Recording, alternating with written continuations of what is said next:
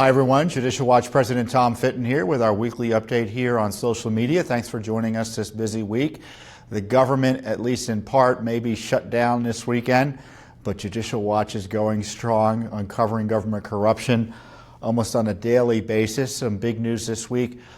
We have uncovered new Clinton emails that frankly ought to result in her arrest. Secondly, we have a big debate going on in the House of Representatives about information about the Obama-Clinton gang targeting of real Donald Trump through the FISA warrant process. And then some new developments on the Uranium 1 scandal, which are positive, at least out of the Justice Department. Plus, we have some new numbers on Trump travel that will be of interest to you, I think, especially in light of government spending debates that we're currently having.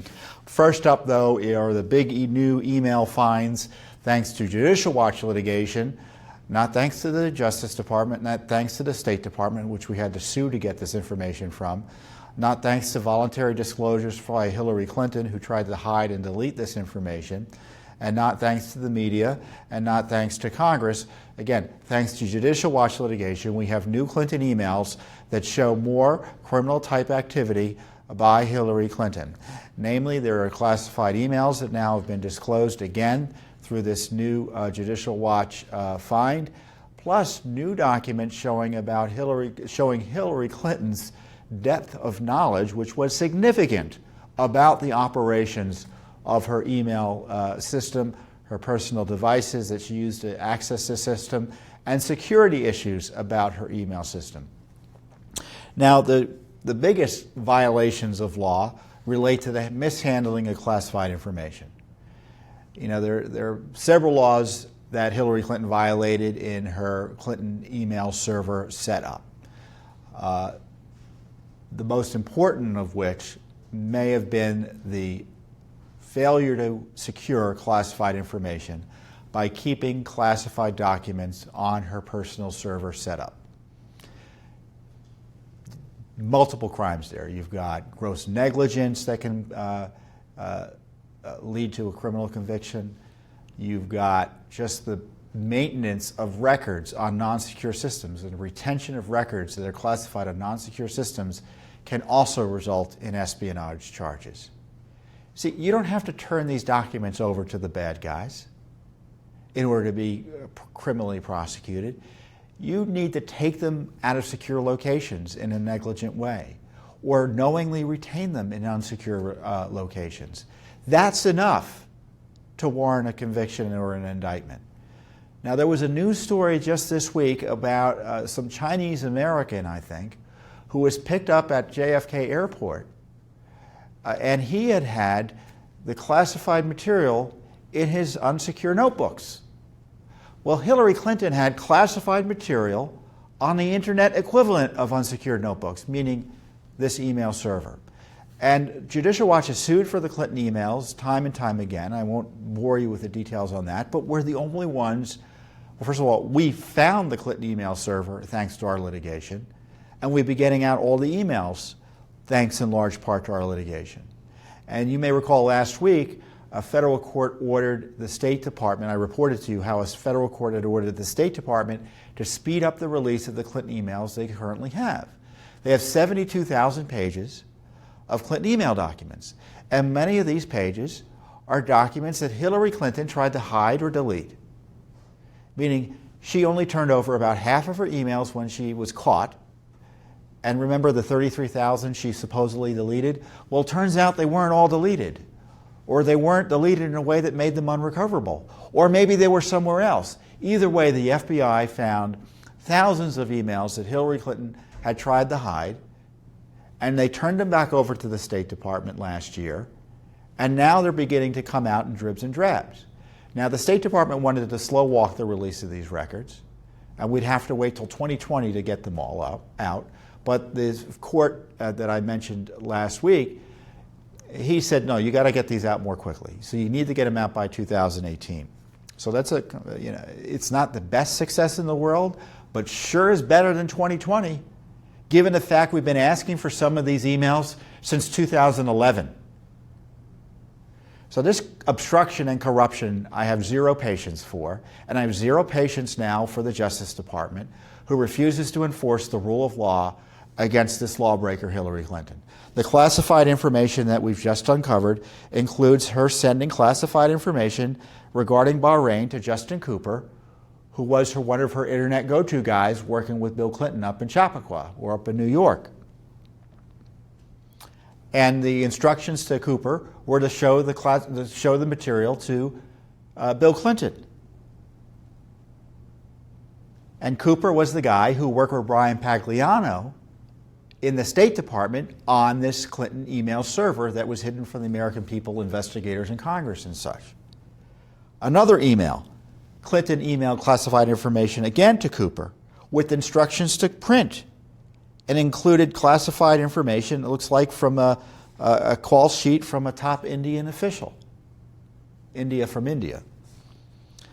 A February 2010 email exchange where Cheryl Mills was getting classified information, and Mills was Hillary Clinton's chief of staff. Evidently, she forwarded this classified information about Mexico to Hillary Clinton,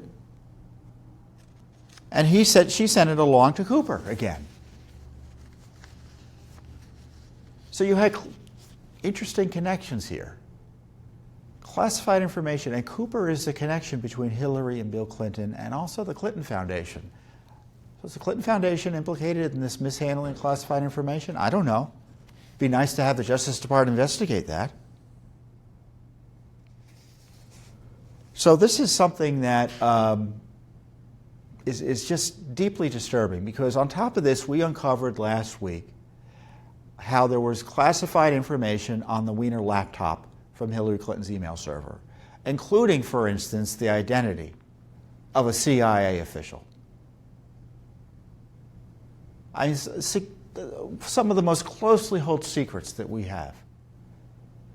Then the question, I think we need to escalate this issue, because I talk about why isn't there a serious independent criminal investigation into what Hillary Clinton did.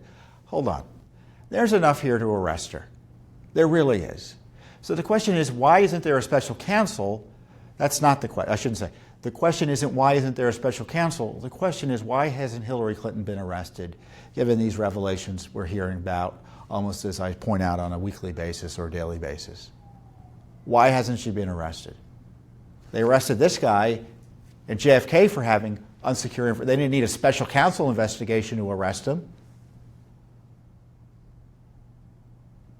No excuse. No excuse. And on top of that, the emails show that she was in communications with Cooper about the security and the way her system worked. One email shows that she was concerned about her BlackBerry, and it wasn't working, and she wanted to know if she could have a new one before she went to Africa. We had all sorts of other prior emails showing that she was warned by security officials in the State Department time and time again, don't use a personal device, it's not secure. Not only did she use this personal device, but she used it for all of her government business, including classified information. And don't be distracted about whether it was marked or unmarked. It was classified. And some of it was marked. I mean, she's talking to Cooper about her not being able to get her BlackBerry emails, and Cooper, her IT guy, says, well, you know, we can elevate it, we can give you an iPhone instead of a BlackBerry, because I guess BlackBerries aren't terribly reliable, or AT&T wasn't, or so Cooper said. And Cooper told her, well, you know, in order to do that, we may have to have more robust security measures, meaning a password that expires. So these basic security issues were being raised with Hillary Clinton. She knew about it all. So all this excuse, oh, I really didn't know anything, it was just for convenience. The emails show it wasn't terribly convenient because it wasn't working. And secondly, she had the technical knowledge to know what was going on in terms of security, which really makes outrageous. Remember that comment where she played dumb, where she was asked about wiping the server? She said, oh, you mean like with a cloth? Again, why hasn't Hillary Clinton been arrested, given the information that's being disclosed? By the way, the FBI and Justice Department and the State Department, have had these documents going back to late last year, at least. At least. We know why the Obama gang didn't want to prosecute Hillary Clinton. We've gone over that. Thoroughly compromised investigations and such. There's no more excuses. We have a new Attorney General, new top officials at the Justice Department, a new FBI director. No more excuses. Let's stop talking about whether we're going to appoint a special counsel and do something. Now, Judicial Watch is going to keep the pressure on. As I pointed out, I was on Hannity, I think, last Friday, just after I did the report here. And there's a tsunami of information coming out about all of these scandals. As I pointed out, the court is accelerating the release of these Clinton emails, so they're going to be coming out fast and furious. We have other text messages from the FBI coming out about the handling of the Clinton email server. And of course, we've got this issue in Congress about documents about the FISA applications, which are all part of a Clinton gang conspiracy with the Obama gang. It's building, and there's no more excuses not to take steps. The strong steps, like I said, I don't say, why hasn't Hillary Clinton been arrested lightly? I've never said anything like that publicly before. I tweeted it earlier this week, but I don't do that lightly. But when you look at this information, and I printed out the emails, I really can't read them to you here, you'll go crazy. They'll listen to me read them. But go to our website at judicialwatch.org, and we'll provide a link to the release here, and you can click on and read these emails and draw your own conclusions. Go read that Yuma Abedin material that I was telling you about, the Wiener laptop material, with the classified information on the Wiener laptop. And by the way, classified information that she tried to delete or hide from the American people that she had, that the FBI had to go out and find. And draw your own conclusions. And you'll see why I'm upset as I am. I'm not just pretending to be upset. It's upsetting to see this lawlessness. And Judicial Watch is happy to do the work to provide the information so Congress and, the Justice Department has no excuse not to act. But we got to press Justice Department to actually enforce justice here.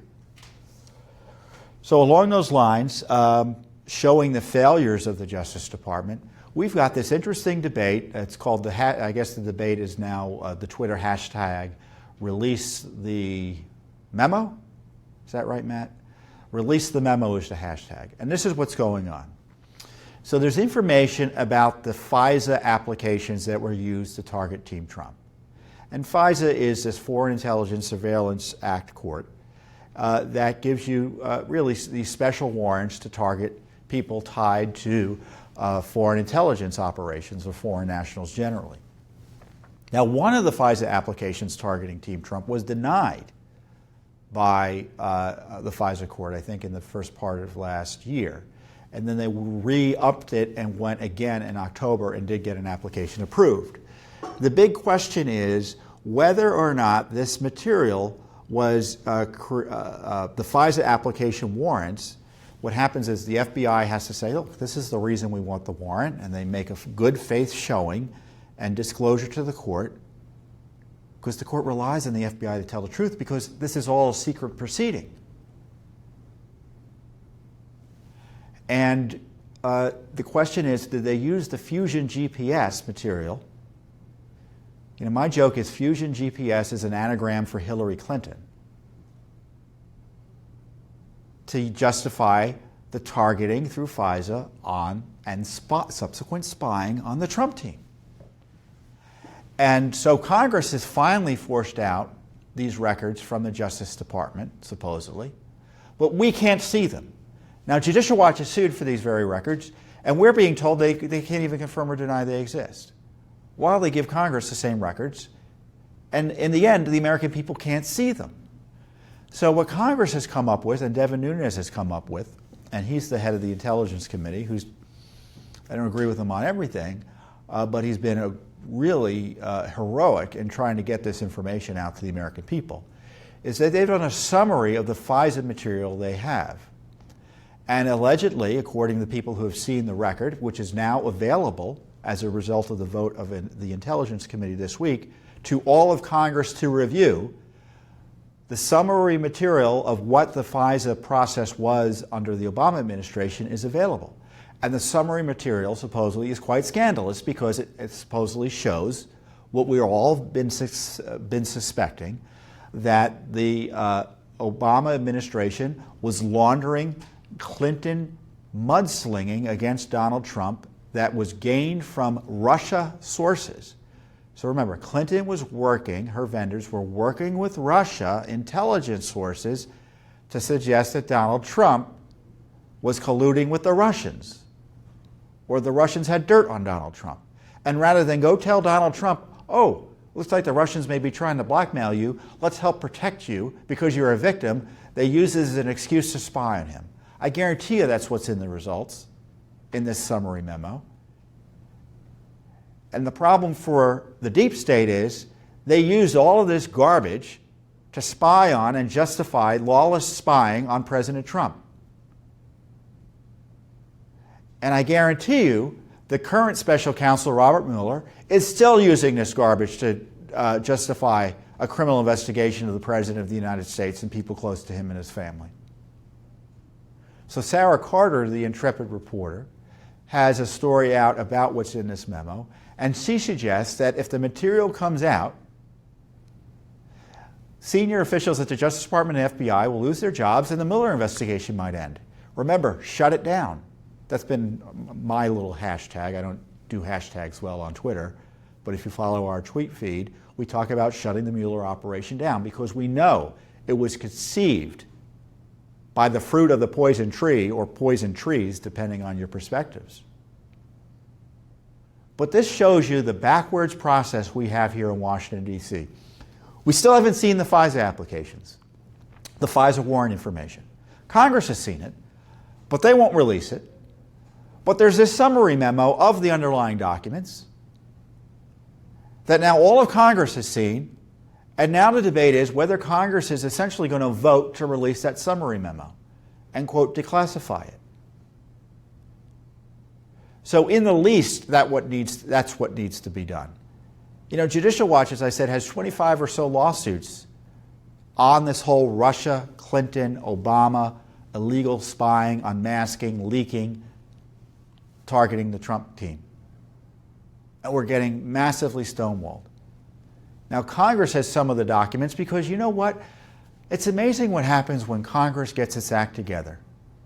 You had one chairman, Devin Nunes, whose leadership has resulted of disclosures that the FBI and the Justice Department has not wanted to make for well over a year. Congress has no excuse not to get this information out.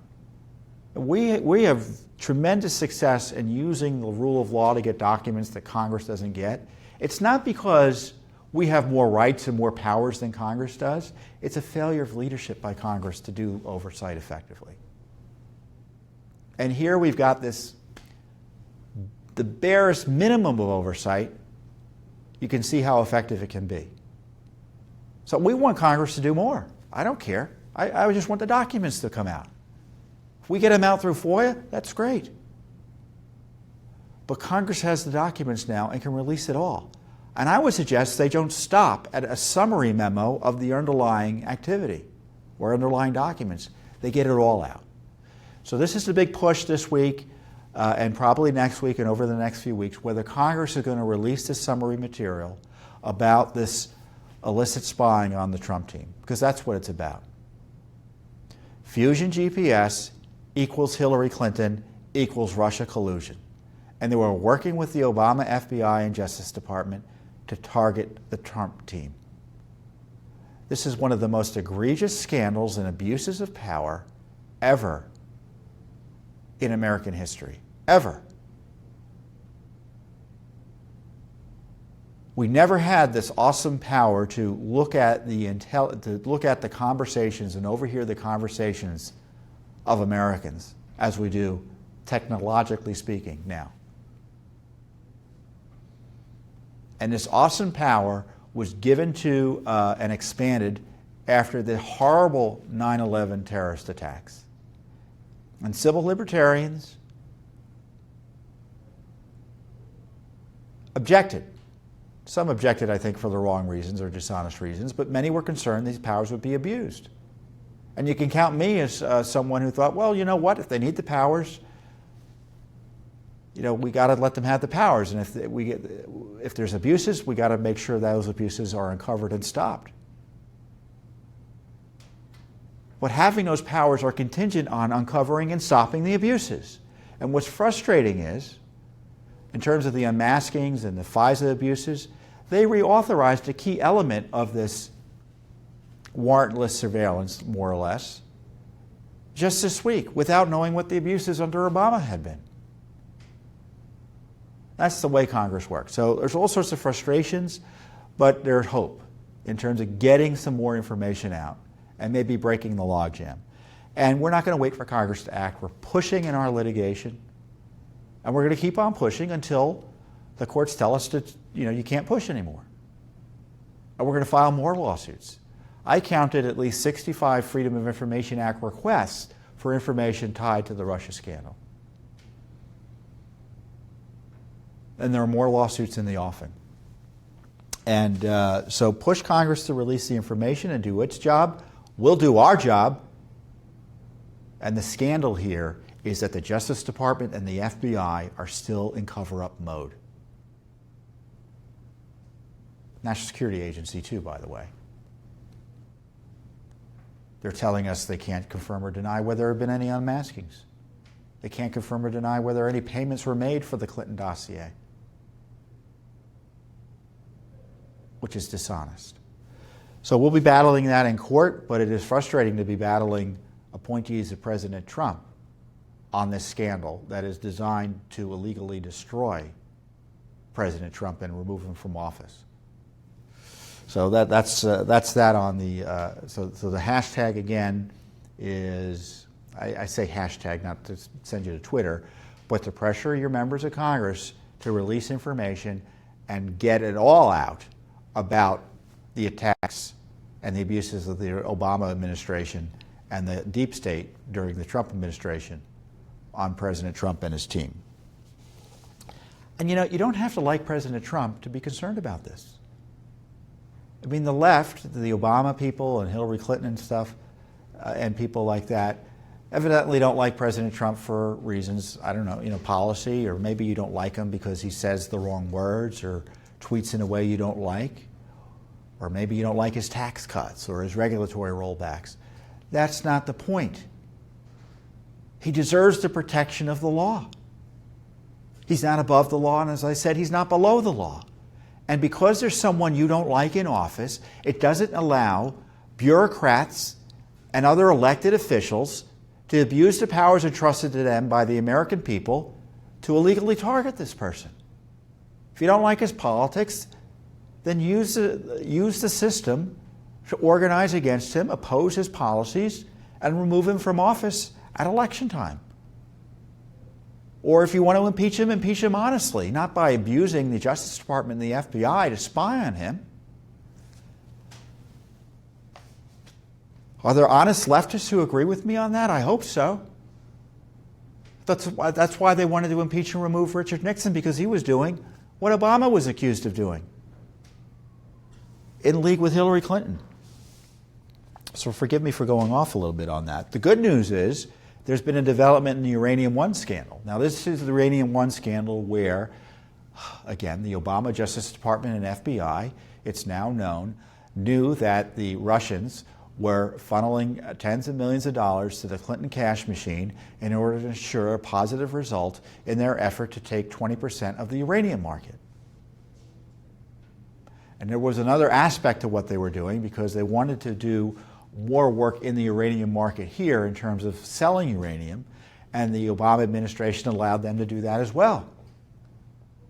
Now, the problem is the Russians obviously don't have our best interests at heart, geopolitically and strategically, which is why there was this committee of senior cabinet level officials that are supposed to evaluate deals like this in the national security interest and block them. And the State Department didn't block it under Hillary Clinton, unsurprisingly, since her foundation received over $145 million, some of which was disguised and laundered And she herself, through her husband, received $500,000 directly that Judicial Watch uncovered, no one else, Judicial Watch uncovered, from one of the Russian front companies involved in the Uranium One deal. And it turns out the Justice Department and the Obama Justice Department and the Obama FBI knew all about this, but did nothing to inform Congress or any of the other agencies involved in the decision-making process here. They covered it up and allowed this process to go forward. And they've been protecting Hillary Clinton because the law enforcement, and there had been indictments related to blackmail, extortion and bribery in this whole scenario. They had a whistleblower who knew what was going on. They buried him, told him he wasn't allowed to talk to anyone.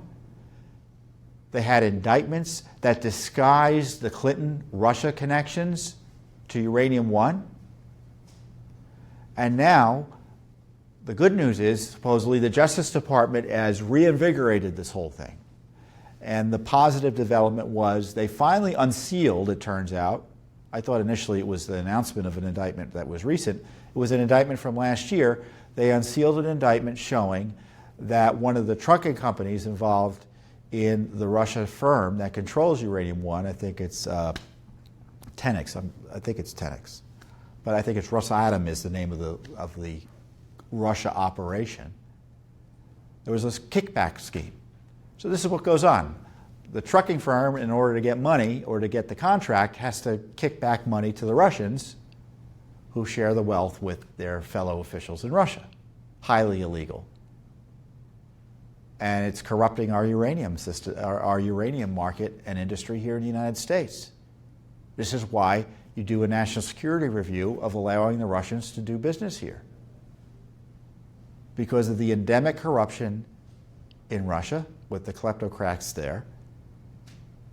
But the Russians knew they had a fellow traveler in the Clinton gang. That's why they gave $145 million to them, guaranteed nothing would get in the way. And Eric Holder and his Justice Department helped protect that from public disclosure. Robert Mueller and his FBI helped protect that from public disclosure. And yes, it looks like Rod Rosenstein, the number 2 official in the Trump Justice Department, may have also conveniently helped protect that from public disclosure in a way that would have been inconvenient to the Clinton gang in terms of her candidacy and in terms of her freedom, and inconvenient to the Obama administration, who wanted to give away the store to Russia and not let any corruption issues get in the way. So that's the development there. Let's hope more comes. In the meantime, Judicial Watch is pressing on Uranium One. We're suing in court about it. We've got multiple FOIA requests about it. But let's not, again, when are these folks going to be arrested? We share your frustration. That's why we do the work we do. So the Justice Department has fewer and fewer excuses not to act. And our public officials have fewer and fewer excuses not to act. And the next topic is presidential travel. Now, I know there are people who are Trump fans out there who get upset every time I mention the cost of President Trump's travel, and I don't understand that. We're an accountability organization. We're not going to shut down because there's a president you like in office. We did it during the Obama administration. We were alone in uncovering the costs of President Obama's unnecessary travel, both to places like Hawaii or to political rallies and fundraisers and things like that. And according to our numbers, his travel totaled $114 million. So President Trump comes into office and he's flying regularly down to his home in Florida. He's got a place in New Jersey, and of course he does political travel too, which is unnecessary. Now I understand sometimes he goes down to Florida and he does work there. Fine. But we still deserve to know what the cost is. So we do FOIA requests and FOIA lawsuits to get access to the costs. And so the cost thus far for President Trump's travel, which may or may not be necessary, is $13.5 million. So it costs about $140,000 an hour for Air Force One to be used. So just, you can do the back of the envelope calculations. It's probably 5 hours between here and West Palm Beach. If you add in what we know about prior Secret Service costs, it probably costs about $1 million every time he flies down to Florida. you can debate whether that's a necessary cost or a cost worth expending. I think it's too much money, and if I were President Trump, I'd figure out cheaper ways to get down there. I don't think he needs to take Air Force One. He can probably take a smaller plane, which would be significantly cheaper and as secure. And and the Secret Service is a wasteful organization and incompetently run, so I'm sure there are savings that can be gotten there. But the president is accountable to the American people, and we need to know how much the presidency costs. And one of the scandals that's my nonpartisan, and it's not Obama, it's not Bush, it goes on presidency after presidency, is when the president goes to do campaigning. So what happens is Air Force One is sent, let's say, he was just sent to Pittsburgh. I don't know if he took Air Force One up there, but let's presume he did. He was up in Pittsburgh this week on behalf of a candidate for Congress. Who pays for that? Well, we do. But also, if there's nakedly political aspects to the travel, the political parties or the candidates are supposed to pony up some of the costs. But the cost formula is usually secret because only the White House has it, and it's dirt cheap. I think it's the equivalent of a first-class commercial flight or something like that for the use of Air Force One. So I would suggest they reform that system to charge the political parties and candidates more to move the president there to campaign for them. Or the president should think of a cheaper way to spend the American people's money to go from point A to point B, especially for unnecessary travel. But we're not talking about sending him to China and complaining about the cost of sending him to China, which I'm sure is too much. We're talking about travel that is largely unnecessary. And unlike President Obama, who didn't give a rat's tail about any of this and just did whatever he wanted to do, the president actually, I think, is sensitive to this. And that's why he's been doing more, I think, travel closer to home. He owns a place in Virginia, a golf course in Virginia. He golfs there a lot more often than he used to. He goes to Bedminster, New Jersey, which is a cheaper ride. So there is good to doing this because it sensitizes the president and his people to the cost of moving him around and hopefully saves us money without impinging on his duties and responsibilities. So Judicial Watch is doing this work, and what's very interesting is when we were doing it in the Obama administration, we were alone. We were literally alone in doing it. The media didn't do it. They reported a little bit of what we did, but Judicial Watch was doing all the work. Well, President Trump, you can just imagine what the liberal media is doing. They are looking at the cost with a fine-tooth comb, and we just asked for the cost of presidential travel and Secret Service costs. They're now asking about Coast Guard travel, costs, the cost of local police, adding that all in, and something they never did for President Obama. So I think it's ironic. I mean, we're doing what we did for President Obama and trying to compare apples to apples. The media is coming in and comparing apples to oranges, and they're obsessed with the cost of presidential travel. So I guarantee you that our press release about the cost of President Trump's travel will get more media coverage than our press release about Hillary Clinton's illegal retention of retention and sending of classified information on her email server. It doesn't mean we're not going to ask questions about President Trump's travel. But the media really has it in for President Trump, and I just think it's very interesting in terms of oversight. The media only wants to provide oversight of politicians they don't like, and they protect politicians they do like. Judicial Watch, we try to be even-handed and provide oversight of politicians no matter the party, no matter the ideology, no matter whether we personally like them or dislike them in terms of policy on specifics. So that's what we're doing consistently from President Obama into President Trump. We owe it to you to be fair in this regard. So we put the numbers out there and let the American people judge what they should be.